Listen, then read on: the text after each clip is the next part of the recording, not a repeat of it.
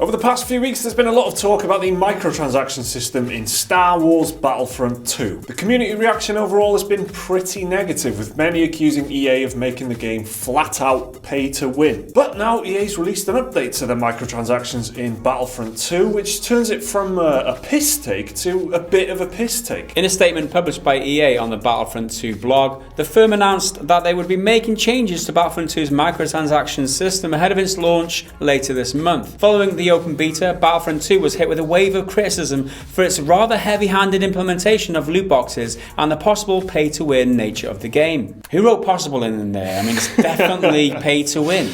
Liam?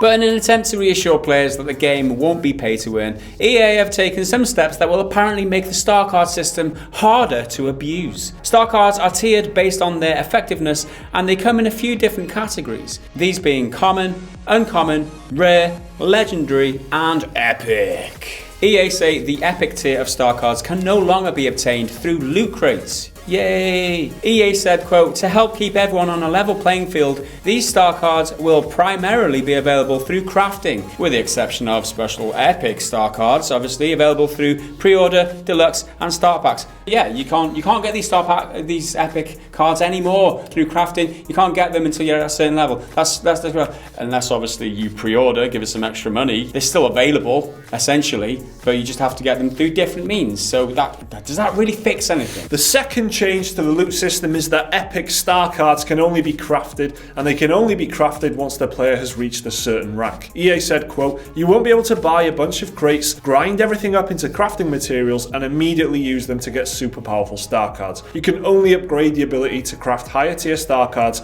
by ranking up through playing the game. Another criticism of Battlefront 2 was that the loot crates also contained better weapons for players to use in-game. According to EA, however, this is no longer the case, and weapons can only be obtained by reaching certain milestones in the game, save for a few select weapons which will still be in the crates. EA said, quote, while a select few will be found in crates, the rest can only be attained by play. Want to unlock a new weapon for your heavy? Play as a heavy and you'll gain access to the class's new weapons. I love how they're saying this like it's a new idea. Like, well, here's an idea. Look, it's like some sort of progression system where if you play as that character, you'll get weapons for that character. Whoa! That's groundbreaking, isn't it? Amazing! Wow. Nice one, amazing. So, putting a barrier in place so people cannot craft those epic cards or those awesome cards to begin with when they first start the game does alleviate the concerns that a lot of people had about the game being unbalanced at the start, because people can just throw loads of money in, craft up the epic cards from the very day one, and then they'll be awesome and nobody else will be able to compete with them people. But now EA says, oh, we've put a barrier. You can only craft a certain level of star card, but then you have to play to get your character to a certain level.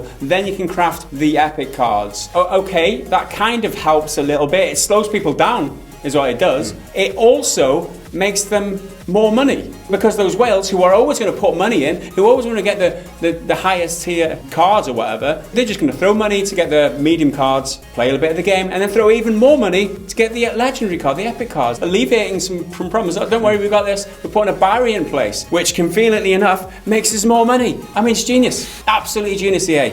Well done. Finally, EA said some class-specific items and gear will only be found in crates which are themselves exclusive to the class that you play. In EA's own words, they said, as you progress through your favourite class, you'll hit milestones granting you class-specific crates. These will include a mix of star cards and crafting parts to benefit your class's development. EA CEO Andrew Wilson talked about Star Wars Battlefront 2's loot crates at a financial earnings call last night, saying, quote, balance and fairness inside. This is the Robbie Rotten looking guy in it. Yeah. Andrew Wilson. For those of you who are not familiar with his face, just think Robbie Rotten from, what's it called? Lazy Town. Well, we all know Lazy Town. Good Lazy Town reference there. We all know Lazy Town. The viewers at home. Balance and fairness inside of gameplay is very important to our community, and it's very important to us. When we think about this, it really comes down to what are the things you can earn, what are the things you can buy, and how do we manage progression through that process. While we will be making a shed load of money, while we will be making adjustments based on feedback from the beta, which is great. We feel very good about the fact that you can earn almost everything in the game. That's nice of them. You can actually earn stuff in the game now and not just buy them through loot crates.